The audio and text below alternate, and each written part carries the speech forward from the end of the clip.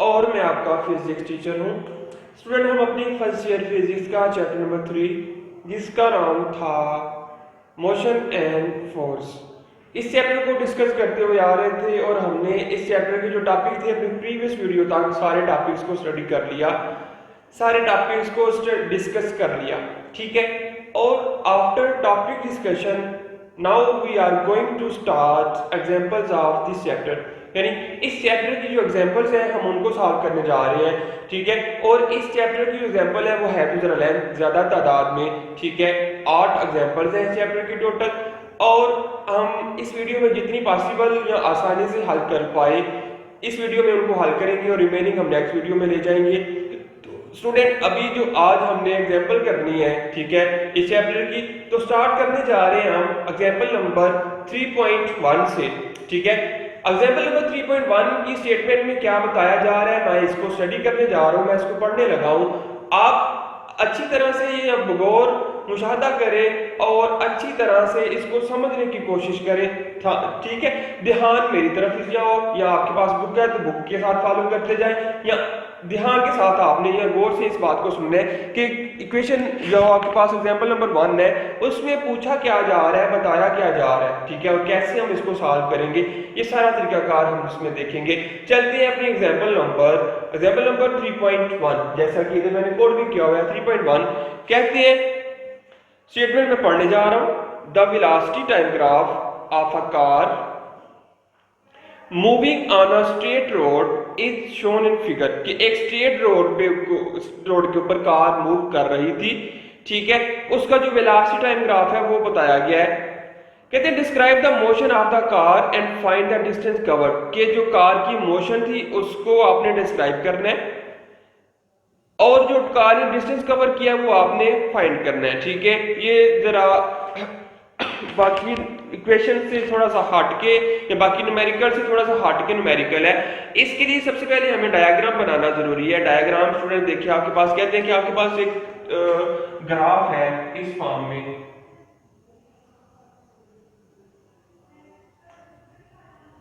ठीक है, इस फॉर्म में आपके पास एक ग्राफ आ रहा है, इसको थोड़ा सा नीचे बना लेते हैं ताकि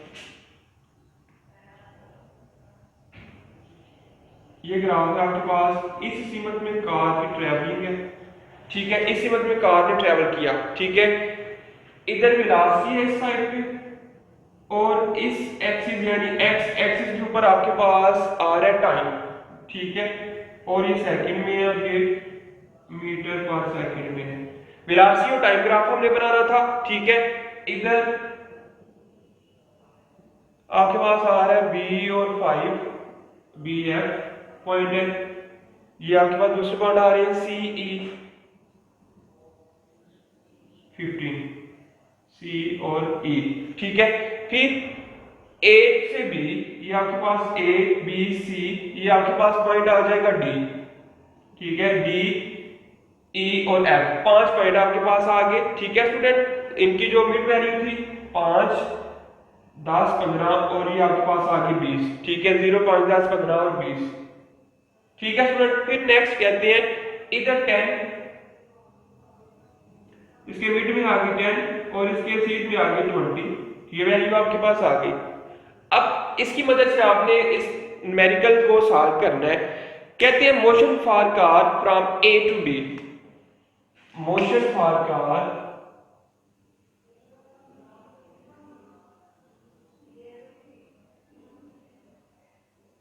from A to B, A to B से जाते वक्त जो मोशन होगी वो क्या होगी।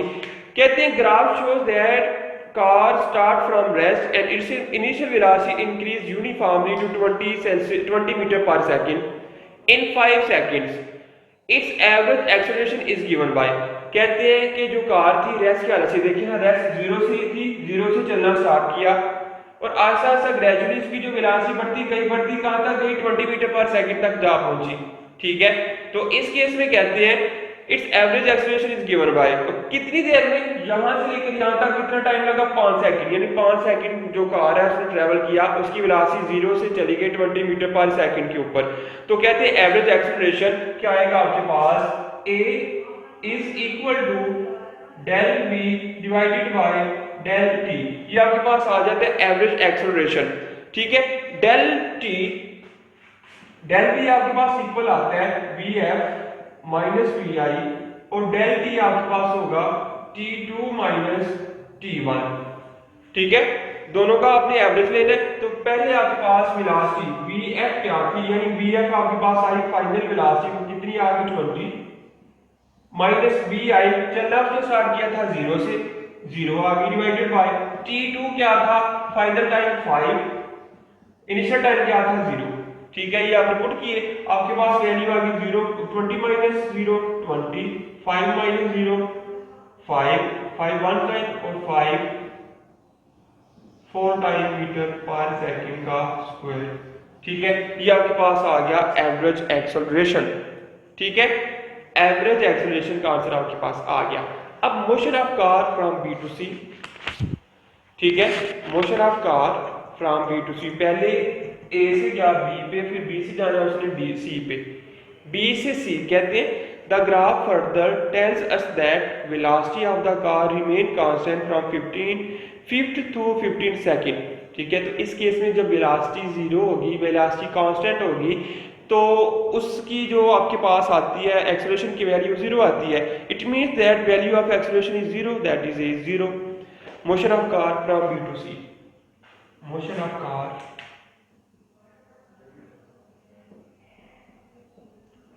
Motion from B to C, B से लेकर सी तक क्या वैल्यू आएगी। कहते हैं the graph tells that, the graph tells that velocity of car constant from 5 second to 15 second. ठीक है, 5 सेकंड से 15 सेकंड तक उसकी जो वेलोसिटी थी वो क्या थी 0। ठीक है, इट मींस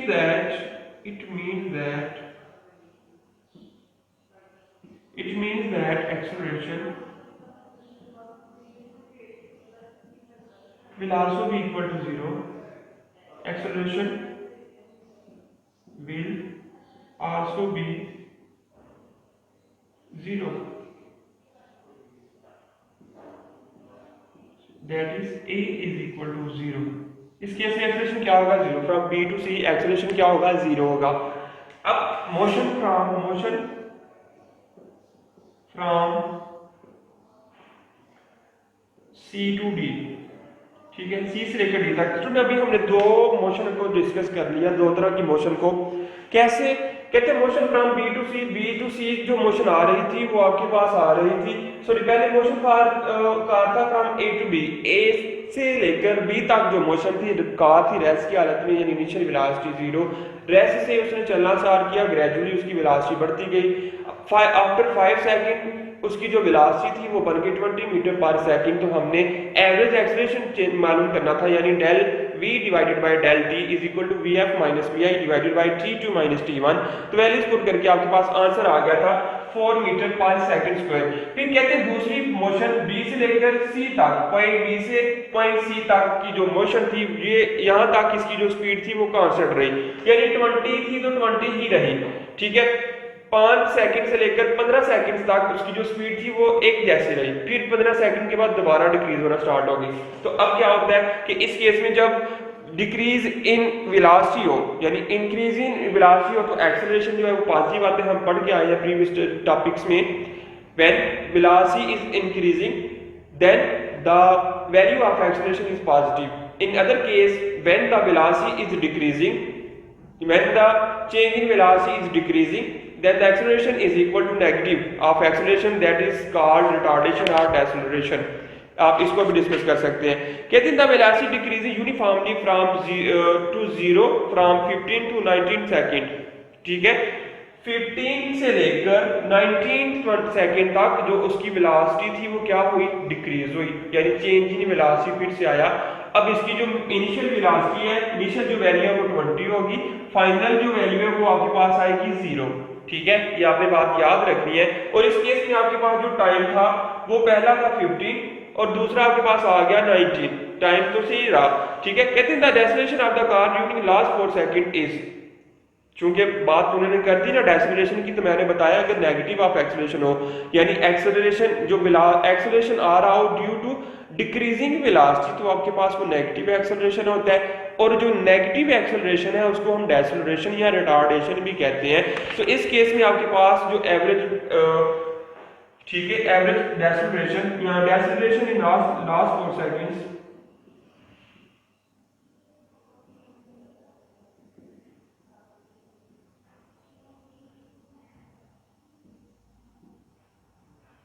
विल बी, क्या होगा, A is equal to del V divided by del T. Del V था V F minus V I divided by T2 minus T1। V F आपके पास, वी एफ आपके पास था 0 माइनस वी आई आपके पास आ गया 0 था, वी आई आपके पास इनिशियल वेलोसिटी जो आपके पास थी वो 20 थी, डिवाइडेड बाई T2 आपके पास क्या आया, फाइनल आपके पास आ गया 20 यानी 90 माइनस आ गया 15, ठीक है, इज इक्वल टू 0 माइनस 20 आ गया माइनस 20, तो 19 माइनस 15 आ गया 4 1 टाइम और 4 5 टाइम। तो आपके पास जो एक्सेलरेशन आ रहा है -5 metre per second. Negative sign shows that, here the negative sign shows that acceleration is the negative of negative value of acceleration shows that it is a deceleration or deceleration, ठीक है। समझ आ गई क्या हुआ कि इस केस में तो सी से जो कार थी सी पॉइंट से गई डी पर, यानी देखिए इंक्लाइन बना हुआ है, एक चढ़ाई बनी हुई है, सी से डी पर गई यानी इसकी वेलोसिटी अब डिक्रीज होती जाएगी और इधर आके 0 तक पहुंच जाएगी। तो इस केस में आपके पास जो वैल्यू आती है एक्सीलरेशन की वो नेगेटिव आती है। अब कहते हैं the distance cover by car, के कार ने जो डिस्टेंस कवर किया था वो टोटल डिस्टेंस होगा, ठीक है। Distance covered by car, distance covered by car, यानी कार ने जो डिस्टेंस कवर किया था वो आपके पास अब क्या आएगा।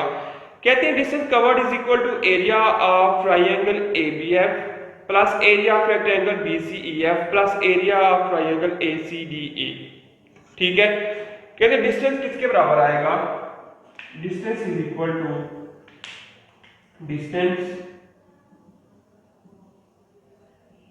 इक्वल टू एरिया ऑफ मुसल्लस जो ट्रायंगल बन रही थी ABF प्लस ट्रायंगल आपके पास ये बन रही थी रेक्टेंगल BFCE, ठीक है, BCEF प्लस, ठीक है, ट्रायंगल फिर से आ गया आपके पास CDE। इन सब के एरियाज को जब आप प्लस करेंगे तो प्लस करने के बाद आपके पास जो वैल्यू आएगी वो टोटल डिस्टेंस की आ जाएगी।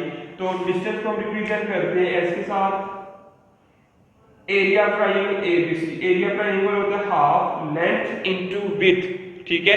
हाफ लेंथ इसकी कितनी आ गई, ठीक है, ABF की, ठीक है, वो आपके पास आ रही थी 20, ठीक है, ऊंचाई इसकी कितनी आ गई 20 मल्टीप्लाई बाय विड्थ कितनी आ गई 5, ठीक है, प्लस BF इसकी जो लेंथ कितनी आई, ठीक है, ट्रायंगल का होता है लेंथ इनटू विड्थ, ठीक है, लेंथ इनटू विड्थ, ये आपके पास आ गई 20 इनटू 10, फिर हाफ, ट्रायंगल के लिए हाफ लगाते हैं, लेंथ इसकी कितनी आ रही थी, लेंथ स्टूडेंट आपके पास इसकी आई यहां से लेकर यहां तक दोबारा से 20, ठीक है, फिर यहां से लेकर यहां तक जो इसकी विड्थ आई वो आपके पास आई 4 सेकंड। तो अब देखिए S is equal to 2 10 time, तो आगे 15 प्लस 200, ये इसके साथ कट गया तो 10 4 टाइम आ गया 40, तो फाइनल जो आंसर आ रहा है S is equal to 290 metre, ठीक है, 290 मीटर ये आपके पास फासला या टोटल डिस्टेंस आ जाएगा जितना डिस्टेंस कार ने कवर किया था। Will be distance is equal to S and S is equal to 290 metre, ठीक है, इतना डिस्टेंस एक कार ने कवर किया, ठीक है स्टूडेंट। ये थी आपके पास एग्जांपल नंबर 3.1, ठीक है, मैं इसको रेज करने जा रहा हूँ, एक दफा आपने गौर करना है तो गौर कर लें। ठीक है, सबसे पहले हमने क्या किया, गिवन डाटा वगैरह इसमें कुछ भी नहीं, गिवन हमें सिर्फ डायग्राम, बाकी मैंने कहा था ये बाकी क्वेश्चन से डिफरेंट जरा क्वेश्चन है। आपके पास एक कार थी, कार मूव कर रही थी, 0 से लेकर वो पहुंची इस पॉइंट पर तक। ठीक है, वेलोसिटी टाइम ग्राफ शो किया, तो उसमें कहा कि मोशन की कार ने ए से बी तक हमने मालूम की, फिर बी टू सी मालूम की, फिर सी टू डी मालूम की। ठीक है, तो इस केस में आपके पास ये वैल्यूज आ गई। वैल्यूज के बाद टोटल डिस्टेंस जब आपने कवर करना था, ये देखिए एक ट्रायंगल ये बन रही है एपीएफ, दूसरी ये आगे आगे आपकी बन रही है रेक्टेंगल। ठीक है, ये आपके पास ट्रायंगल, ये आपके पास रेक्टेंगल, ये आपके पास दोबारा से ट्रायंगल। तो इन तीनों के एरियाज को जो अगर आप जब आप सम अप करेंगे तो आपके पास आ जाएगा total distance covered by the car. ठीक है, डिस्टेंस इनके डिस्टेंस इनका जो एरिया वो कैसे कैलकुलेट करेंगे, ट्रायंगल का एरिया होता है हाफ लेंथ इनटू विड्थ। ठीक है, लेकिन जब मुस्ततील यानी रेक्टेंगल की बात करते हैं तो सिंपल लेंथ इनटू विड्थ हम फार्मूला लगा के वैल्यू कैलकुलेट कर लेते हैं। ठीक है, ये आपके पास एग्जांपल नंबर 3.1 जो कि बोर्ड के ऊपर साथ थी और आपको समझ आई होगी, मैं उम्मीद करता हूँ। आगे वो करते हैं स्टूडेंट एग्जांपल नंबर 3.2 की तरफ।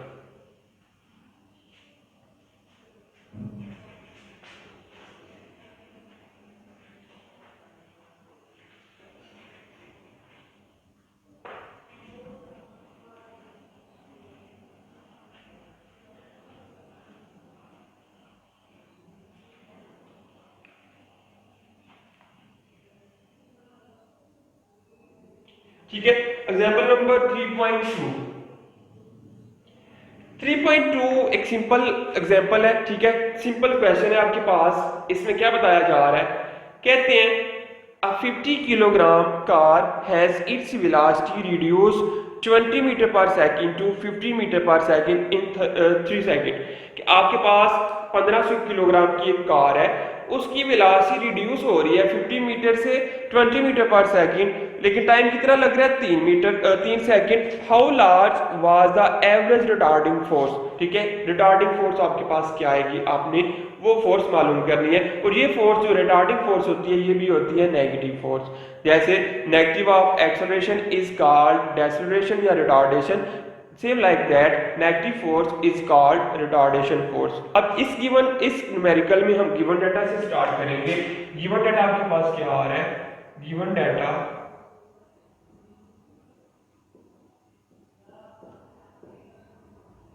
ठीक है, ये आपके पास अच्छी तरह से जो सॉल्व होने वाला न्यूमेरिकल है वो है, यानी रूल्स के मुताबिक जिसको हम सॉल्व करेंगे। इसमें बताया क्या गया, हमें बताया ये गया कि आपके पास एक कार थी, कार का वजन था यानी mass of car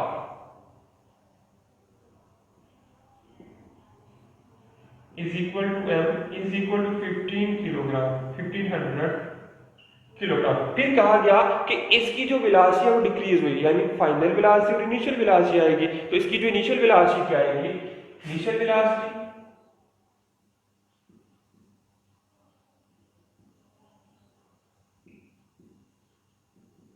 is equal to vi is equal to 20 metre per second. कहां तक गई, फाइनल वेलोसिटी क्या आ जाएगा, final velocity is equal to vf is equal to 15 metre per second. और टाइम कितना लगा इसके लिए, टाइम आपके पास आ रहा है t is equal to 3 second. ठीक है, ये आपके पास आ गया सारा गिवन डाटा। ठीक है स्टूडेंट, वेलोसिटीज चेंज हुई इसकी vf vi से vf तक गई। ठीक है, अब आपने इसमें मालूम करना था रिटार्डिंग फोर्स f। ठीक है, कहते हैं टू फाइंड, आपके पास क्या आएगा, to find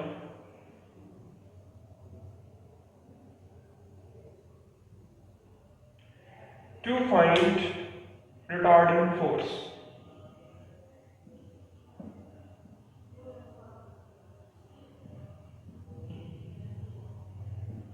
retarding force is equal to f is equal to of आप मालूम करेंगे। ठीक है, कहते हैं according to Newton second law, calculation में हम लिखेंगे calculation according to Newton second law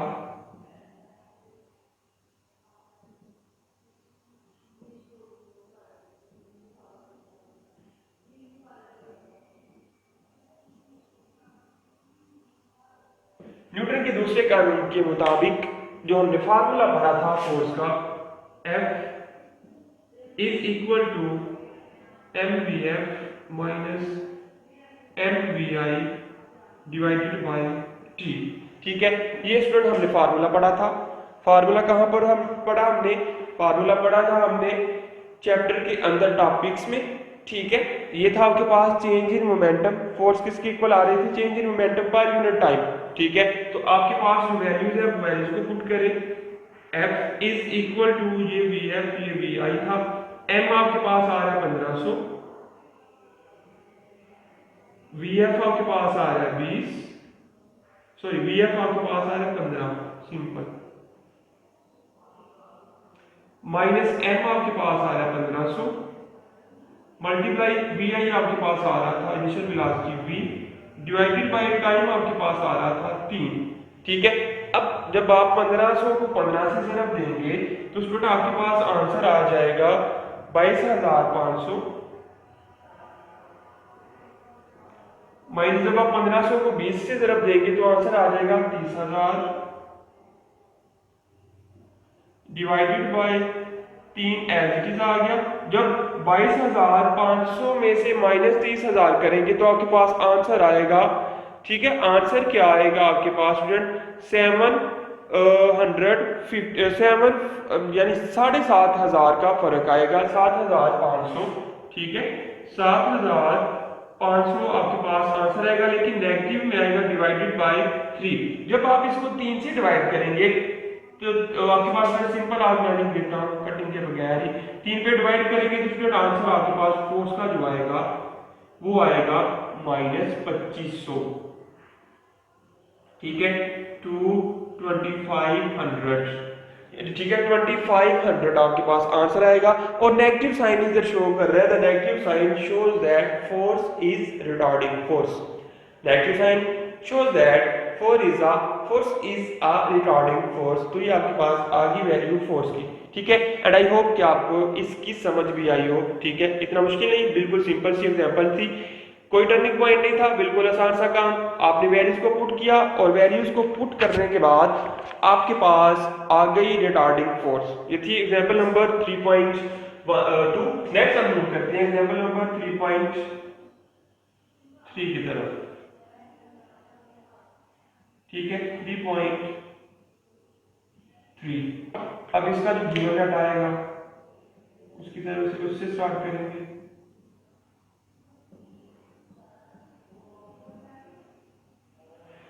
ji student, तो मैं स्टेटमेंट पढ़ने जा रहा हूँ एग्जाम्पल नंबर 3.3 की। क्या बता रहे हैं इसके अंदर, हम इसको डिस्कस करते हैं।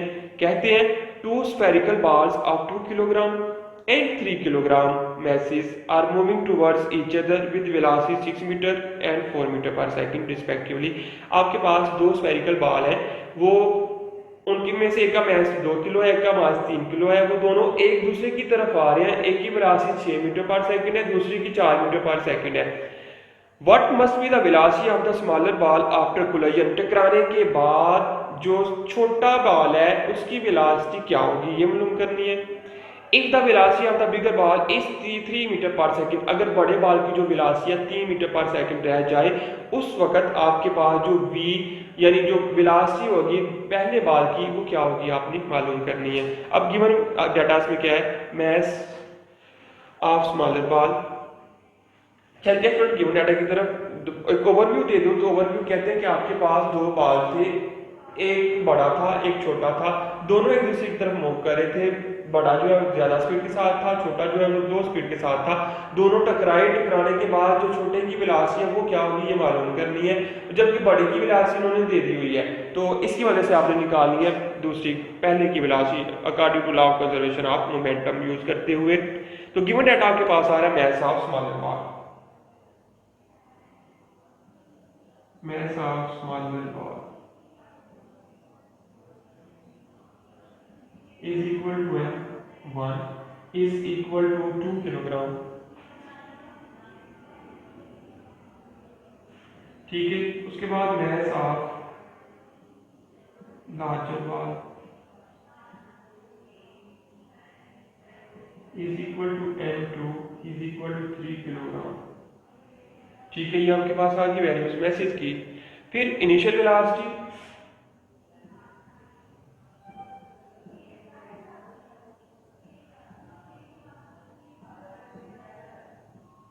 Of smaller is equal to vi is equal to वो था 4 metre per second, 4 metre per second. आगे final velocity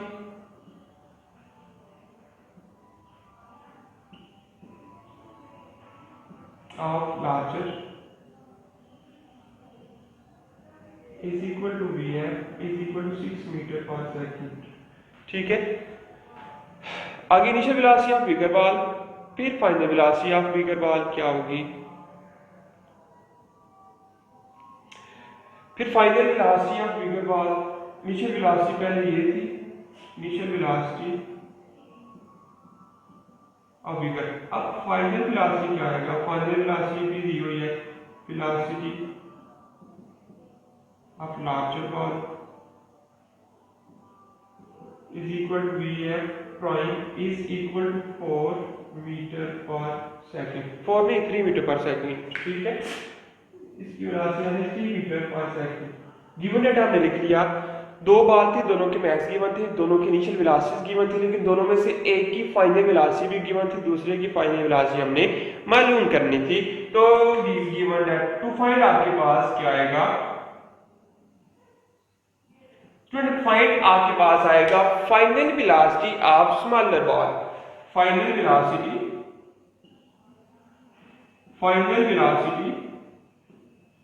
of smaller ball is equal to vf prime. ठीक है, इज इक्वल टू ये आप मालूम करेंगे।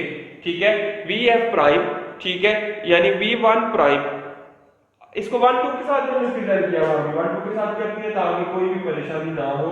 ठीक है, साइन इन सब ना हो, v1 v2 प्राइम और v1 प्राइम। ठीक है, ये वैल्यू है सारी, यानी कैलकुलेशन जो हमने परफॉर्म करवानी थी, डाटा सारा हमने लिख लिया, गिवन डाटा भी लिख लिया, उसके बाद प्रूफ फाइंड जो हमने मालूम करना था वो भी लिख लिया। आगे हमने परफॉर्म करवानी है कैलकुलेशंस। तो कैलकुलेशंस क्या आएगी इसकी, कैसे हम इसको सॉल्व करेंगे उसको भी देख लेते हैं। कैलकुलेशन कहते हैं according to law of conservation of momentum. ठीक है, law of conservation of momentum को यूज करते हुए हमने ये कैलकुलेशंस को परफॉर्म करवाना है। ठीक है, कहते हैं according to law of conservation of momentum, according to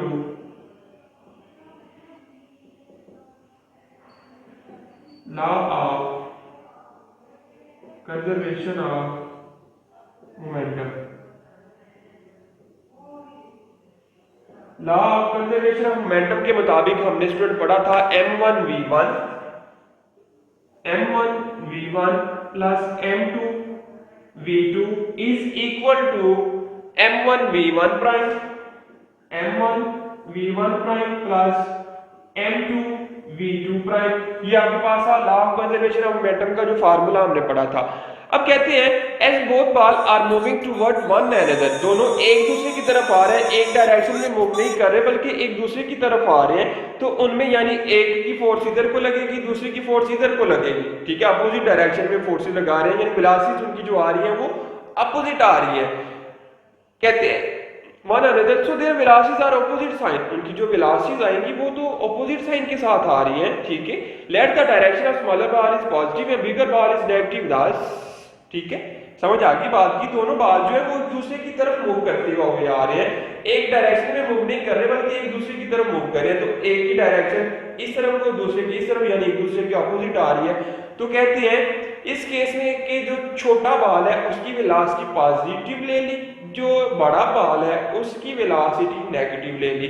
तो आपके पास जिधर जिधर v2 प्राइम आ रहा है वो आपके पास आ जाएगा नेगेटिव। ठीक है, कहते हैं velocities are opposite, balls are moving toward one another, balls are moving with one another, so velocities are opposite,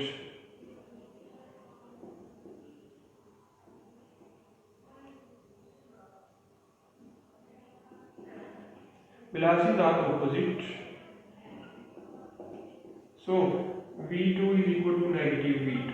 ठीक है, v2 को हमने क्या कह लेना है, v2 जो आपके पास आ रही है वो आ रही है नेगेटिव ऑफ v2। तो हम क्या करेंगे, जो फार्मूला बनेगा आपके पास ये वाला m1 v1 plus m2 negative v2 is equal to m1 v1 prime plus m2 negative of v2 prime. सिर्फ ये चेंज आना है, जिधर v2 था v2 के साथ हमने नेगेटिव का साइन पुट कर दिया, बाद में इसको हल कर लेंगे। अब क्या आएगा, m1 स्टूडेंट आपके पास क्या था, वैल्यू पुट करने जा रहा हूं 2, v1 आपके पास था 4 प्लस m2 था आपके पास 6, ठीक है, m2 था आपके पास 3, ठीक है 3, और v2 था आपके पास negative of 6 is equal to m1 था 2, v प्राइम हमने प्रूव करना है v प्राइम, उसके बाद प्लस m2 था आपके पास, m2 की वैल्यू थी आपके पास 4 और 3, और उसकी फाइनल वेलोसिटी आ गई -4। ठीक है फ्रेंड, ये वैल्यूज को हमने पुट कर दिया अपने फार्मूले के अंदर, उसकी वेलोसिटी आ रही थी फाइनल वेलोसिटी -3, ठीक है। m1 आपके पास स्टूडेंट था 2, v1 था आगे 4 प्लस m2 था आपके पास 3, v2 था आपके पास -6, फिर 2 अब m1 था आपके पास 2, लेकिन v1 आपको मालूम करना है v1 प्राइम, फिर आगे प्लस 3 m2 था, आगे v2 प्राइम -3 आ गया, तो वैल्यू पुट करें मल्टीप्लाई करेंगे, यहां पर आ गया 8 plus -18 is equal to vi prime, यानी v1 प्राइम प्लस माइनस का 9। अब 8 -18 is equal to 2v1 prime -9। इसका आंसर क्या आ जाएगा आपके पास, प्लस का 8 माइनस का 18 माइनस का 10, ये 10 से डिवाइड माइनस हो जाएगा, इधर आएगी तो इधर आके प्लस हो जाएगी 9 is equal to 2vi v1 prime, तो इसका आंसर आ जाएगा -1 is equal to v1 prime. ठीक है, आपके पास क्या वैल्यू आएगी,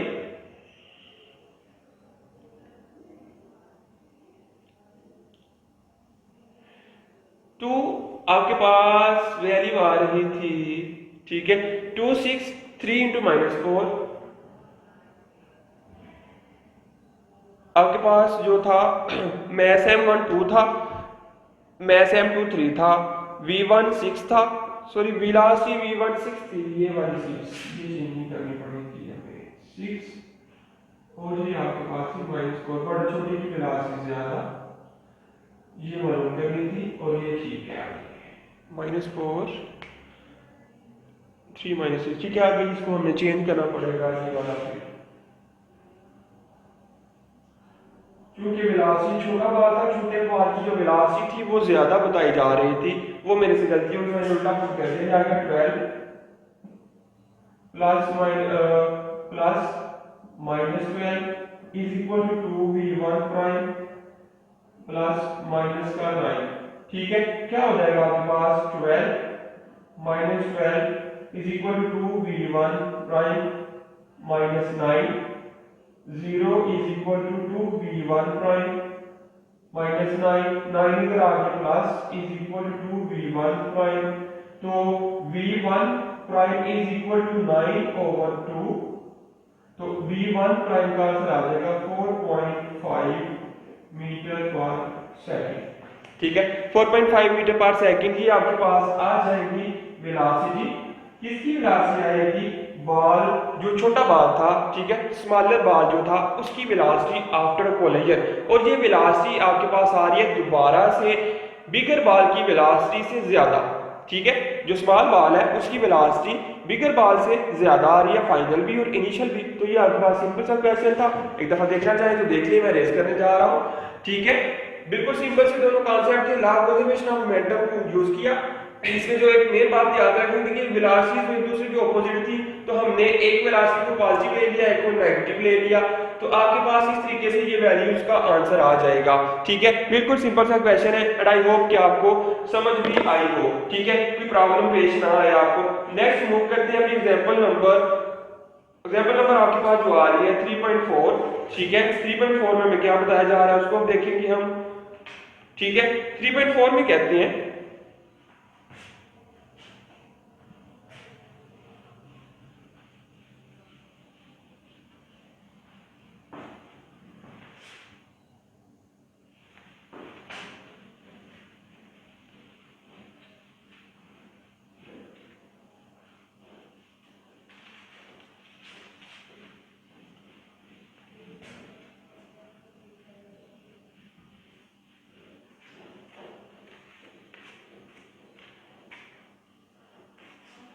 जी फ्रेंड, एग्जांपल नंबर 3.4 की तरफ जब हम मूव करेंगे उसकी तरफ देखते हैं क्या बताया जा रहा है, क्या हमें पूछा जा रहा है, कैसे हम इसको सॉल्व करना है, इतनी समझ भी आएगी।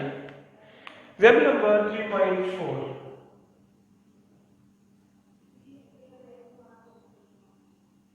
इसका गिवन डाटा क्या आएगा, गिवन डाटा से स्टार्ट करना है इसको भी।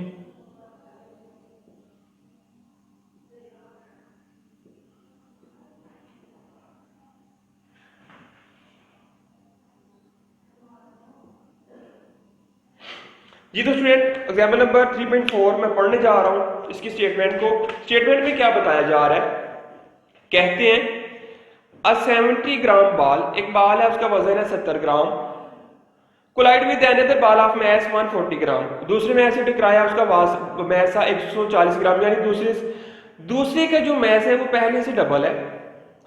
The initial velocity of the first ball is 9 metre per second to the right while the second ball is at rest, लेकिन दूसरा जो बॉल है वो रेस्ट की हालत में है। ठीक है, दो मैच थे, दो बॉल थे, एक का वजन 70 ग्राम, दूसरे का वजन 140 ग्राम, और जो पहले की जो वेलोसिटी थी वो 9 मीटर पर सेकंड थी, लेकिन दूसरा एट रेस्ट पे था। If the collision were perfectly elastic, अगर इलास्टिक कोलिजन हो, इलास्टिक कोलिजन स्टूडेंट वो कोलिजन होती है जिसमें काइनेटिक एनर्जी वो रिमेन्स कांस्टेंट रहे, कंजर्व रहे काइनेटिक एनर्जी, ऐसी कोलिजन को हम कहते हैं इलास्टिक कोलिजन। अगर कहते हैं कोलिजन जो है वो इलास्टिक हो, then what would be the velocity of the two balls after the collision, और कोलिजन के बाद दोनों बॉल्स की जो वेलोसिटी आएगी वो वेलोसिटी क्या आएगी आपने ये मालूम करनी है। ठीक है, दोबारा से एक ओवरव्यू ले, क्या पूछा जा रहा है, कॉन्सेप्ट क्या है। कहते हैं कि दो बाल थे, एक का वजन 70 ग्राम, दूसरे का 140 ग्राम, दोनों जो आपके पास था बाल बड़ा यानी 140 ग्राम वाला बाल वो रेस्ट की हालत में था, दूसरा उसकी तरफ आके मूव कर रहा था और आके उसको टकराया। टकराने के बाद दोनों की वेलोसिटीज क्या होंगी ये आपने मालूम करना है, और जो कोलिजन थी वो इलास्टिक है, इस बात को मद्देनजर रखना है कि इसकी जो काइनेटिक एनर्जी है वो कंजर्व रहनी चाहिए, चेंज नहीं होनी चाहिए। ठीक है, अब गिवन डाटा कहते हैं mass of the first ball,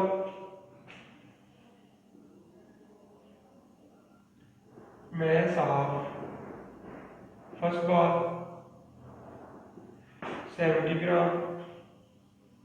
अगर 70 को डिवाइड करें 100 के साथ, 1000 के साथ, आंसर आ जाएगा 0.07 किलोग्राम, 0.07 किलोग्राम। क्योंकि बेस यूनिट नहीं था, हमने पहले इसको बेस यूनिट में कन्वर्ट करना था, बेस यूनिट में कन्वर्ट करने के बाद आगे फर्दर कैलकुलेशन हमने परफॉर्म करवानी थी। ये न्यूमेरिकल्स का रूल होता है, ये पहले भी काफी दफा बात हो चुकी है इसके ऊपर।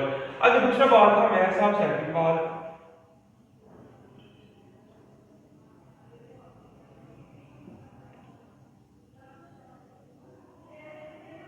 is equal to 140 gram, is equal to 140 divided by 1000 is equal to 1.4 kilogram. ठीक है, 1.4 किलोग्राम आंसर 1.14 किलोग्राम आ गया मैस ऑफ सेकंड बॉल। आगे velocity of first ball, velocity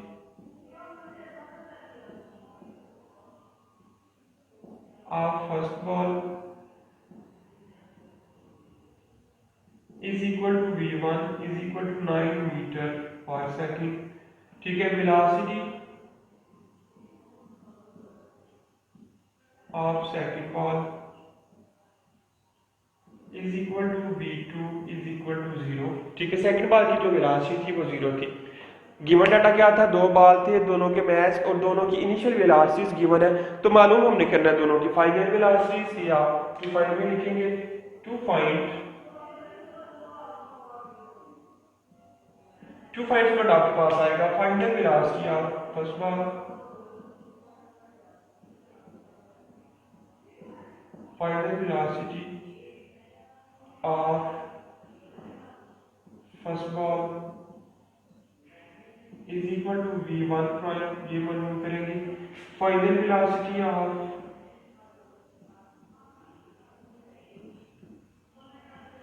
second ball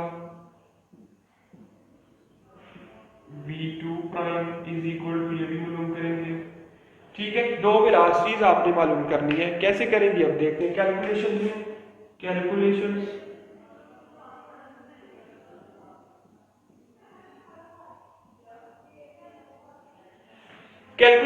कहते हैं as a collision is perfectly elastic. जो collision है वो परफेक्टली इलास्टिक है, सो इसके अकॉर्डिंग हमने चलना है। ठीक है, as the collision is perfectly elastic, as the collision is elastic.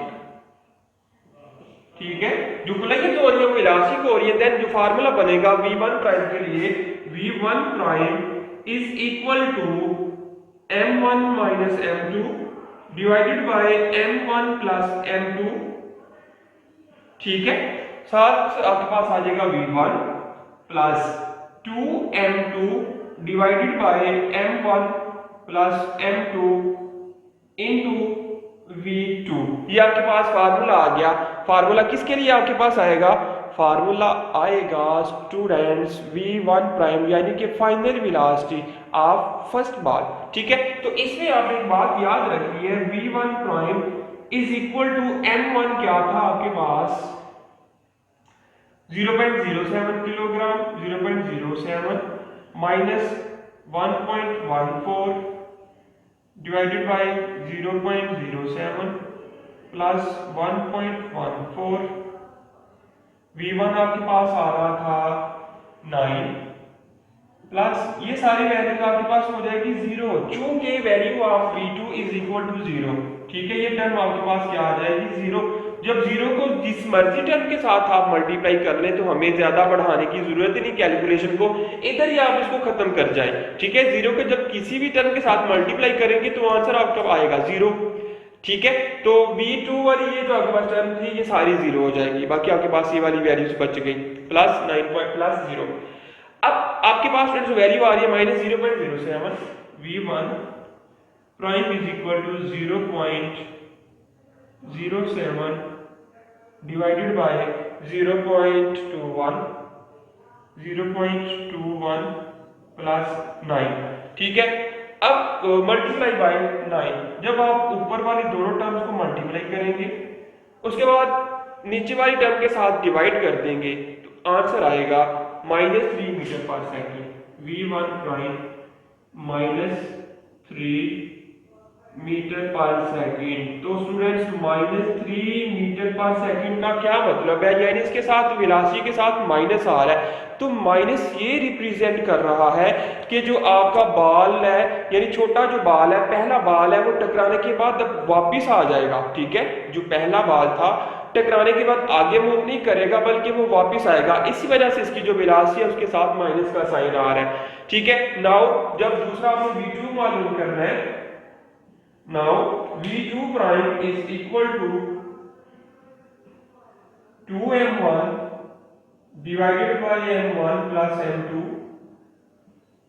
Into v1 plus m2 minus m1 divided by m1 plus m2, साथ में आ जाएगा आपके v2। ठीक है, ये वैल्यू आपके पास आ गई, फार्मूला आपके पास आ गया v2 प्राइम के लिए। सेम इसी तरह जैसे हमने पहले हल किया उसको भी कैसे करेंगे, 2 m1 था आपके पास 0.07 divided bye 0.07 plus 0.14 into V1 था आपके पास 9 मल्टीप्लाई बाय 9 प्लस 0। अगेन जो आपके पास V2 आ रहा है वो 0 के इक्वल आ रहा है, ठीक है। V2 जो आपके पास आ रहा था वो 0 के इक्वल आ रहा था, तो क्या होगा आपके पास ये वाली सारी टर्म 0 बन जाएगी, ये वाली सारी टर्म क्या बन जाएगी, 0 बन जाएगी। तो 0 बनने के बाद आपके पास जो आंसर आएगा ये 0 आ जाएगा। अब जब 2.0 को 0.04 से मल्टीप्लाई करेंगे तो स्टूडेंट्स आंसर आपका आएगा 1.14 डिवाइडेड बाय 0.21 मल्टीप्लाई बाय 9, ठीक है। ये आपके पास आंसर आ जाएगा 0.14 आंसर आएगा। अब आपने क्या करना है, ठीक है। 0.14 आंसर आ रहा था, इधर मैंने 1 लिखा हुआ है, 0.14 इधर भी 0.14, ठीक है स्टूडेंट। थोड़ी सी मिस्टेक थी, समझ आ गई होगी, क्लियर। अब नेक्स्ट आपने क्या करना है स्टूडेंट, इसको और इसको मल्टीप्लाई करें, बाद में डिवाइड कर दिया आप इसके साथ, तो आपके पास जो आंसर आएगा V2 prime is equal to 6 metre per second, ठीक है। जो वेलोसिटी आएगी दूसरे बाल की, दो वो वेलोसिटी आएगी जरा ज्यादा, जो क्या आएगी 6 मीटर पर सेकेंड, ठीक है स्टूडेंट। तो ये आपके पास न्यूमेरिकल नंबर 3.4, जिसमें उन्होंने कहा था 2 बाल थे, एक पहला एक दूसरा, दोनों का मैस दिया हुआ था और दोनों की इनिशियल वेलोसिटी भी दी हुई थी और फाइनल वेलोसिटी आपने खुद कैलकुलेट करनी थी, तो फाइनल वेलोसिटी हमने कैलकुलेट कर ली, ठीक है, इस फार्मूले की मदद से जो हमने टॉपिक में स्टडी किया हुआ है। तो स्टूडेंट आई होप कि इस वीडियो में हमने 4 न्यूमेरिकल सॉल्व किए हैं, वो चारों के 4 न्यूमेरिकल्स ही आपको समझ में आ जाएंगे, कोई भी प्रॉब्लम कोई भी डिफिकल्टी पेश नहीं आएगी, ठीक है स्टूडेंट। सिंपल सा कॉन्सेप्ट था, आपने ज़हन में रखना है इसको और उसी के अकॉर्डिंग चलते हुए आपने न्यूमेरिकल्स को सॉल्व कर लेना है। अब जब आप खुद से एक दफा इनको सॉल्व करेंगे तो आपका जो कॉन्सेप्ट था, जो मिस हुआ कॉन्सेप्ट था या कुछ समझ ना आ रही होगी, वो कॉन्सेप्ट भी आपको समझ में आ जाएगा, ठीक है स्टूडेंट। तो ये थे आपके पास न्यूमेरिकल या एग्जाम्पल नंबर 1.1 से लेकर 1.4 तक। फर्दर जो एग्जाम्पल है 4.5 से 4.8 तक हम नेक्स्ट वाली वीडियो में सॉल्व करेंगे। तो स्टूडेंट आज और अभी के लिए मुझे इजाजत दीजिएगा, इस वीडियो के बाद हम दोबारा मिलेंगे अपनी नेक्स्ट वीडियो में अपनी जो फर्दर एग्जाम्पल्स हैं उनके साथ। तब तक के लिए मुझे इजाजत दीजिएगा, अल्लाह हाफिज। वीडियो पसंद आई तो लाइक करें, अपनी राय कमेंट करें। ऐसे ही मजीद वीडियोस के लिए हमारा चैनल सब्सक्राइब करें और बेल का आइकन दबाएं ताकि आपको हर वीडियो का नोटिफिकेशन मिलता रहे।